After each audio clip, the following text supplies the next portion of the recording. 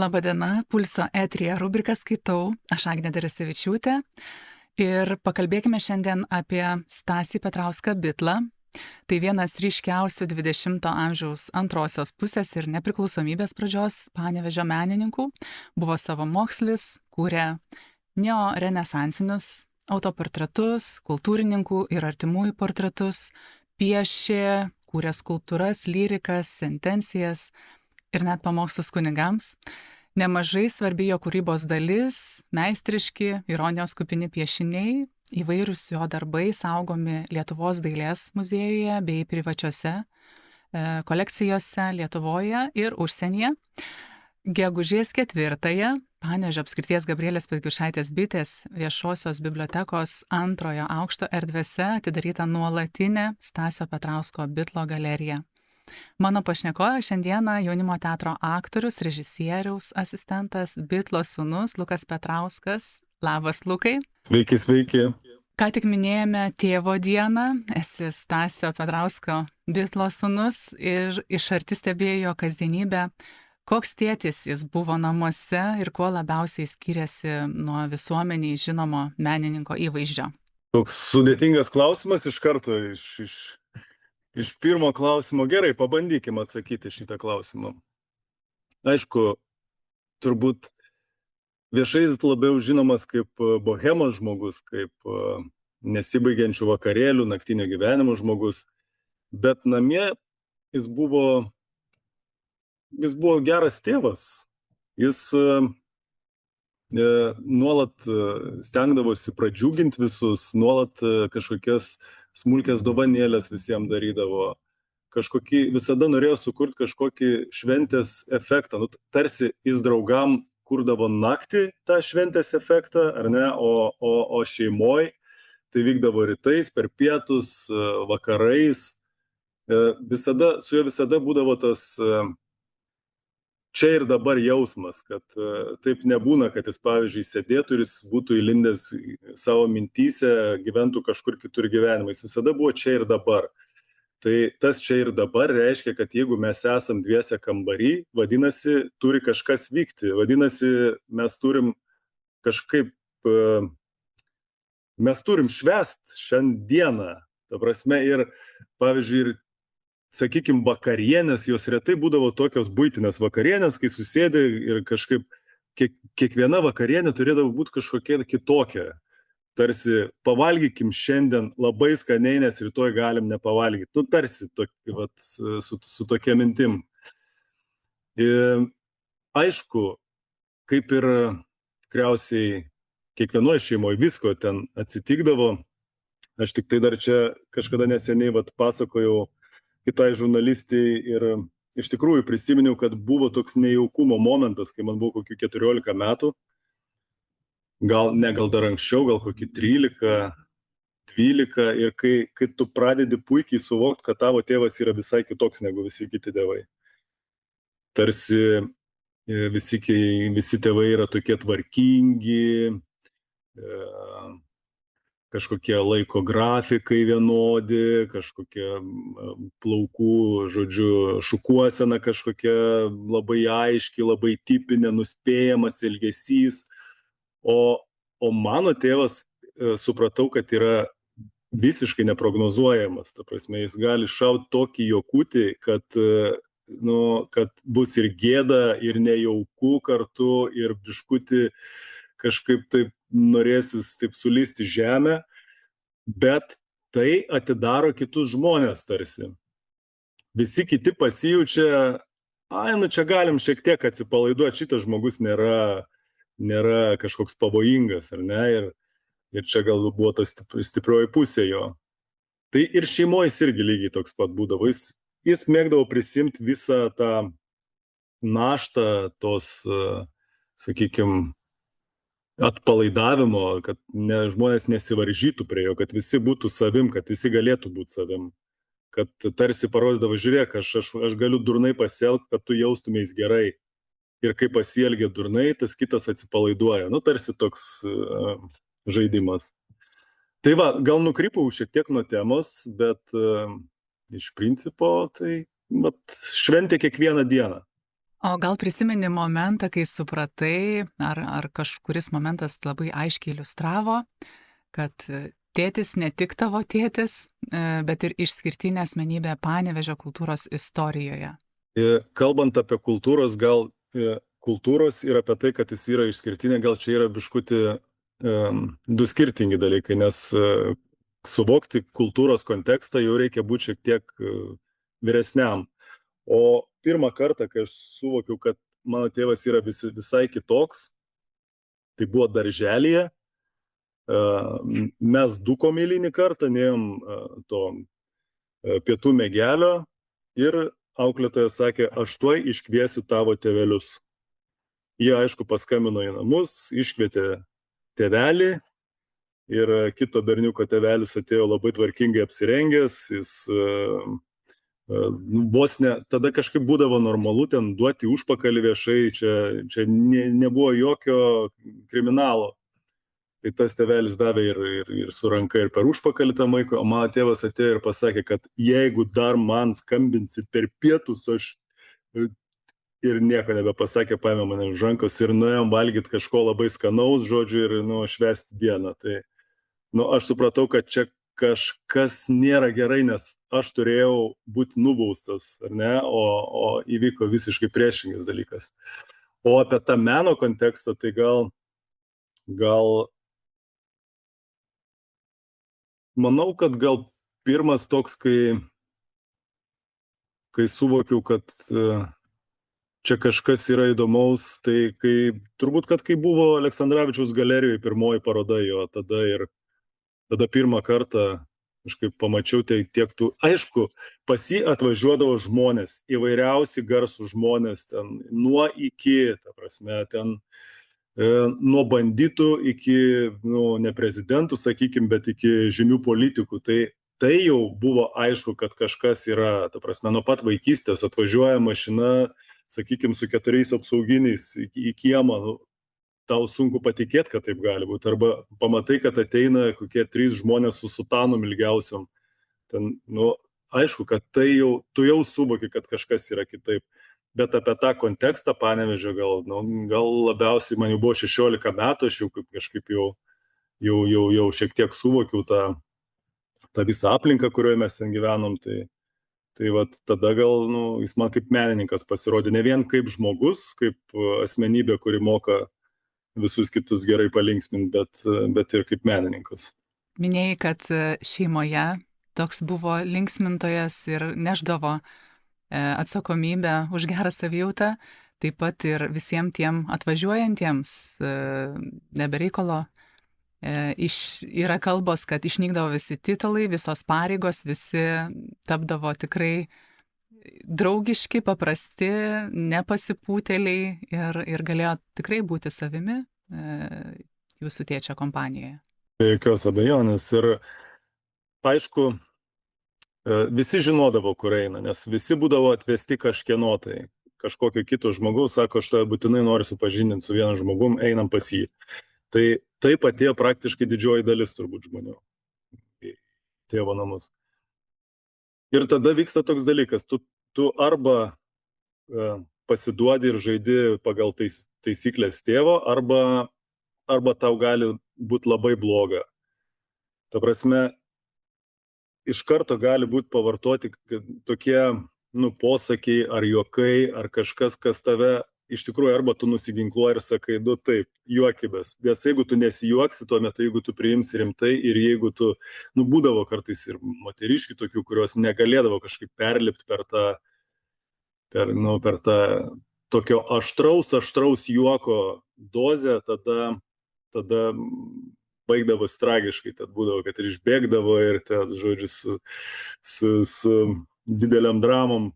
Bet šiaip dažniausiai visi žinodavo, kur jie eina ir dažniausiai žinodavo, kad, vėlgi, kaip minėjau, kad tėvas prisims visas strėles ant savęs. Jisai bus tas ledlaužis, kuris pralauž, kuris nebijos kvailai pasakyti, nebijos vidury dienos paimti taurę, ten, nežinau, degtinės kažkiek, išgerti ją ir taip parodyti, kad tarsi man nesvarbu, matai, man nesvarbu, aš čia dabar gyvenu, čia šitam taške aš esu, o tu esi ir mes turim čia susitikti. Jeigu nenorit susitikti, jūs turite eiti iš čia. Tai va, tai, nežinau, gal aiškiai kalbu, gal neaiškiai, gal per... Aiškiai, labai. Stasio Petrausko Bidlo kūryba ir vardas vis dar atrandami iš naujo. O kaip tu pats atrandi tėvo kūrybą? Ar su branda tokia patirtis, supratimas gilėja, ar keičiasi? Čia toks apie tėvo kūrybą visada yra labai keistas dalykas, nes tu tarsi ją jauti, tu ne tai, kad tu ją suvoki protu kažkaip. Be abejo, ir tuose piešiniuose buvo tos anekdotinės situacijos, kur tarsi ir nereikia labai išmanyti meną, kad tu galėtum žavėtis, juoktis tai aš ją iškart jutau, pas mane nebuvo tokio, kad tarsi Gėtės Faustą, kad tu perskaitai, kai tau 20, paskui kai tau 40 ir paskui kai tau 60 ir tai yra 3 skirtingos knygos. Pas mane buvo pojūtis visada. Netgi kartais ir dabar, jeigu kažkas parodo piešinį galimai tėvo, aš dažniausiai 95%, kad aš galiu laisvai pasakyti, kad čia tėvo arba ne tėvo. Yra sudėtingiausia, tai yra sumaišyti su Boriso Žerdino piešiniais, su juo jie ilgą laiką dirbo kartu, jie pieždavo ir ten tu gali šiek tiek apsirikti, nes ten gali ir stilistiškai būti, ir linijos panašios, ir tematikos, ir tai va, o šiaip tai yra pojūtis, tai nėra kažkoks suvokimo, kuri tarsi su išprusimu ateinantis suvokimas. Net toks priėjimas prie tėvo visada būna. Juolab, kad daug, aišku, aš jau mačiau, kai jis pieždavo ne piešinius, o tą religinę tematiką, paveikslai religinę tematiką. Mačiau, kaip jis tapo tai. Ir man tarsi tas gimimas, tarsi aš pats esu sudalyvavęs tame. Toks yra pojūtis.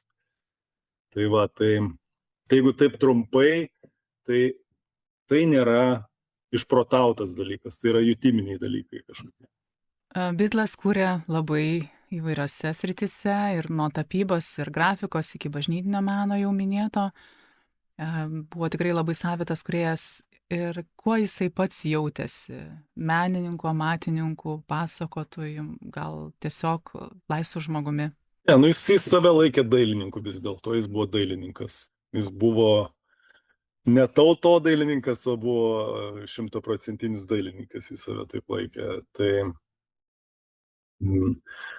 jis nei poetų, jis niekada, jis tarsi specialiai nesistengia išleisti savo poezijos, sakykime. Ir jis tikriausiai, aš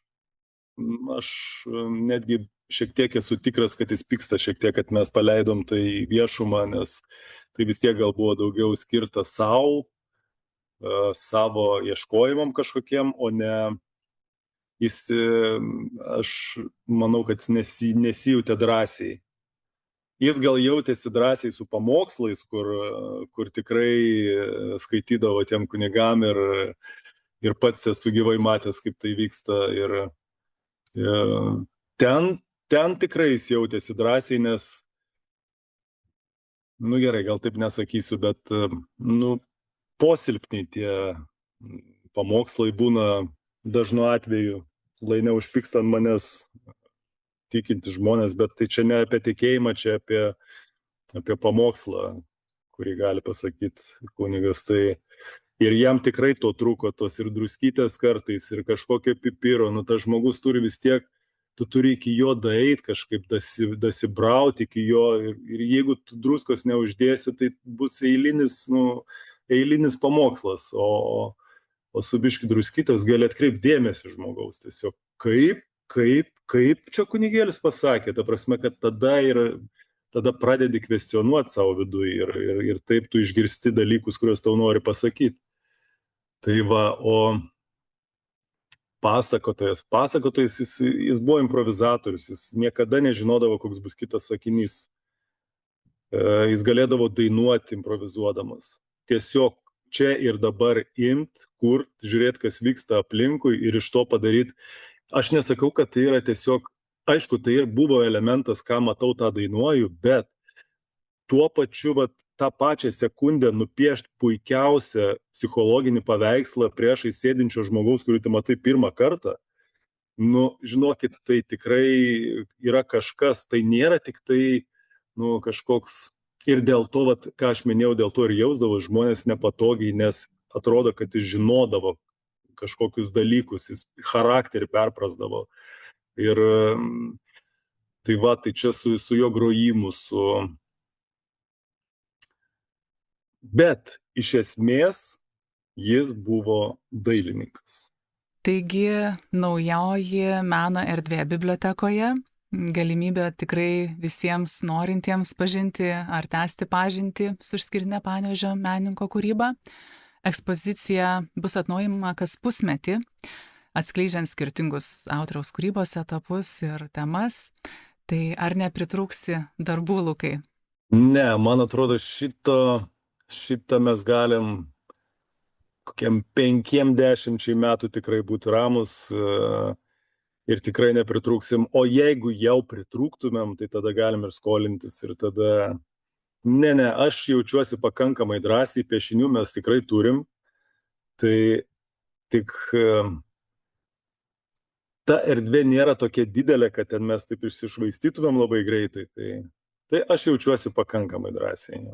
O jeigu šiandien galėtum tėtį nusivesti į jo galerijos atidarymą bibliotekoje, ką tavo manymu jis pasakytų, pamatęs ir erdvę, ir tikrai didžiulį žmonių susidomėjimą jo kūrybą? Čia klausimas, į kurį negaliu atsakyti 100%, nes manau, kad visų pirma jis sakytų, nu, eikai, nu, ką, Lukai, nu, ką, jam tikrai to nereikia. Ta prasme,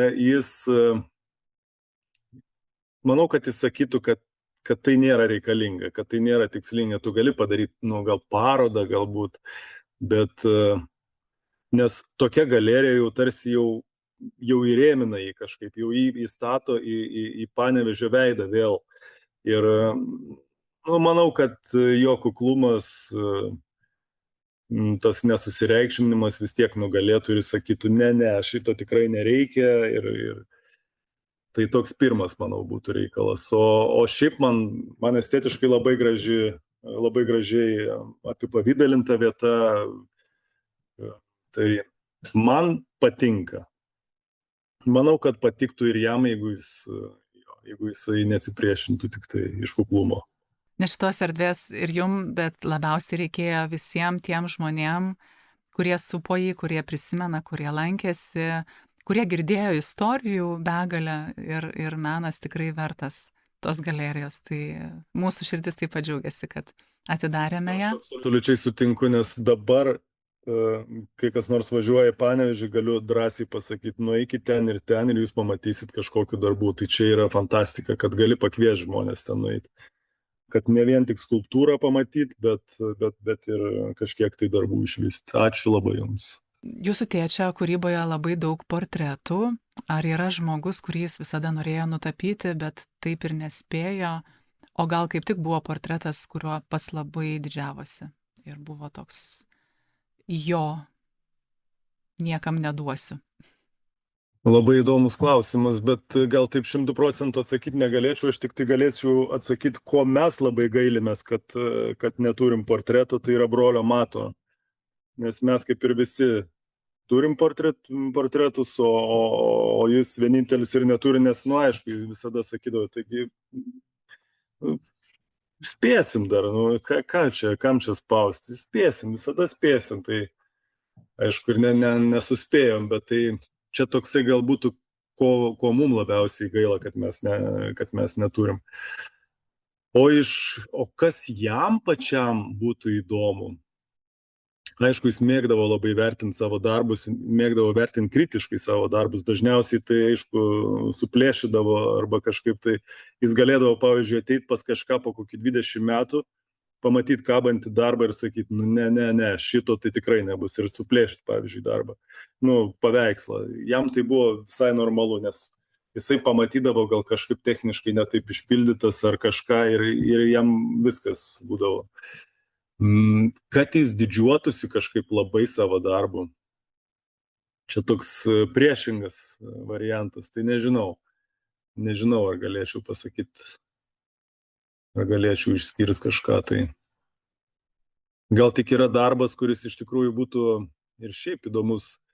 Yra 5 draugų toks kaip portretas turbūt vadinasi, ar ne? 5 draugai ir visi su 4 akim.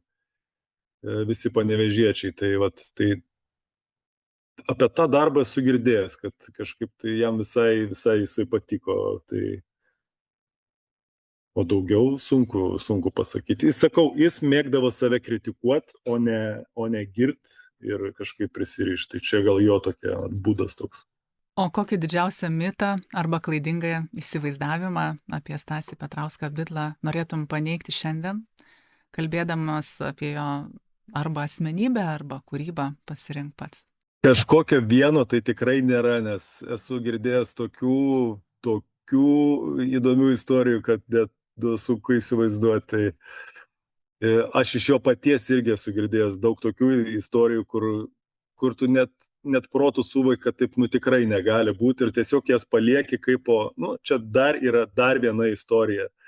Taip, kad kuo daugiau tų istorijų iš tikrųjų dar įdomiau yra.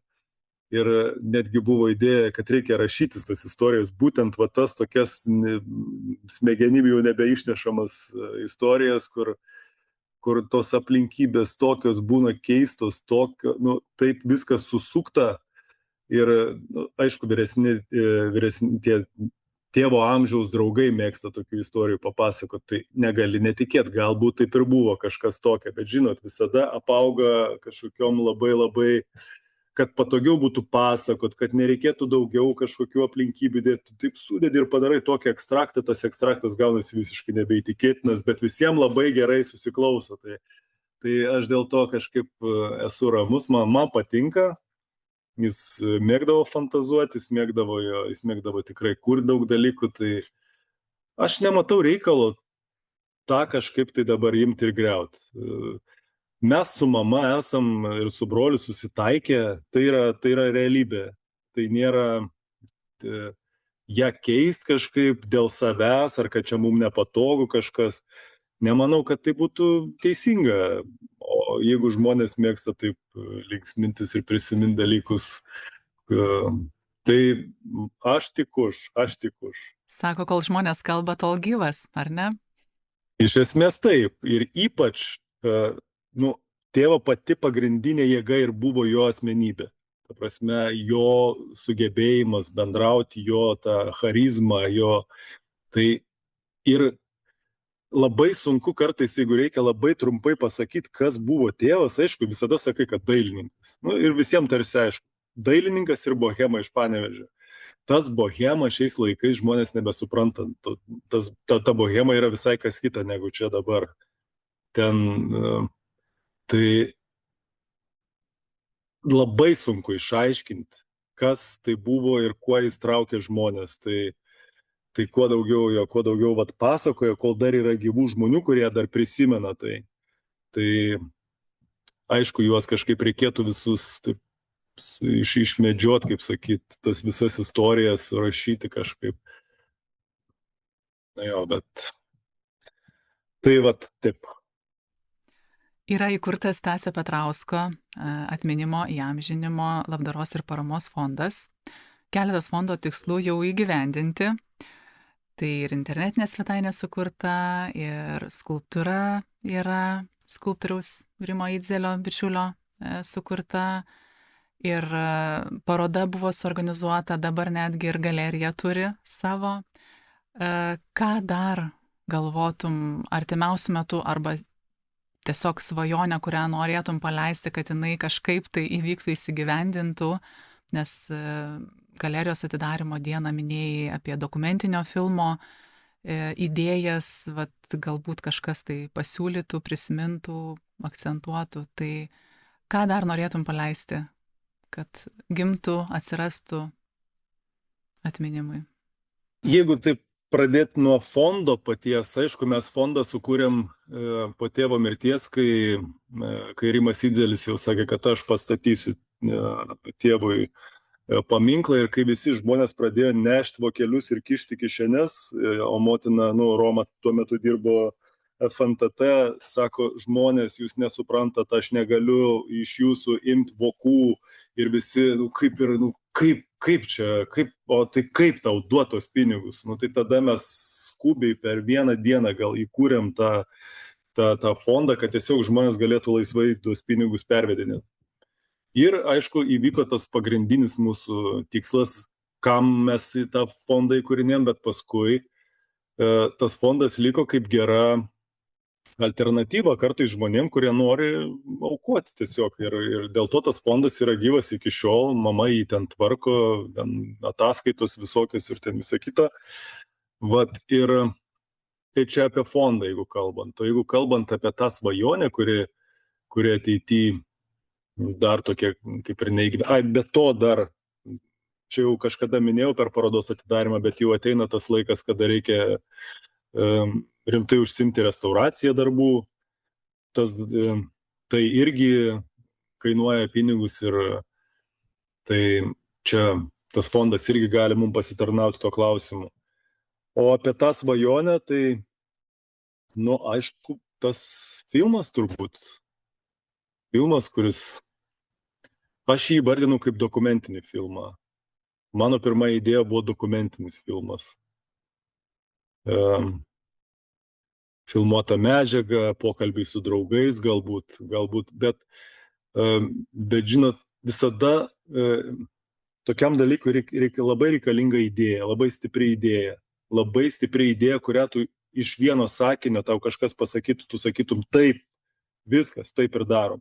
Yra tų idėjų, bet tos idėjos yra pakankamai tokios ryžt prie kitų žmonių, tarsi yra noro, arba kažkokio, kur turi būti tik apie jį. Ir aišku, kai per parodos atidarimą paminėjau tai labai norėčiau padėkoti aktyviems žmonėms, kurie iš tikrųjų labai įdomių pasiūlymų gaudo, žinokit, tiesą sakant, nuo iki. Tai paskutinis pasiūlymas buvo vakar ir man buvo liepta greitai augintis plaukus ir ruoštis vaidybiniam filmui, žodžiu, apie tėvą ir sukurti savo gyvenimo vaidmenį.